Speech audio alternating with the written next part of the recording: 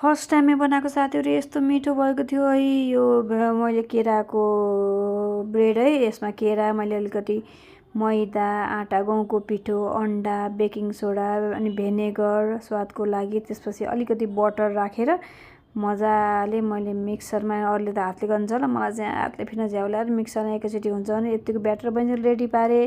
अनि योबाट मैले थोरै चाहिँ यता छुट्टाएर यसमा अलिकति कोका पाउडर मिसाएर यसलाई पनि मैले अलिकति सेप राम्रो यस्तो कलर बनाएँ। बुट्टाबुट्टी बनाउनु पऱ्यो भनेर अनि बटर पेपर राखेर मैले भाँडामा यो राख्दै माथिबाट अलि अघिको कोकाको पनि यसरी राखेर अलिअलि भित्रीमा चाहिँ खासै डिजाइन चाहिन्न भनेर यसो लेखालेख गरेँ कि यसो मिलाएँ भनौँ न।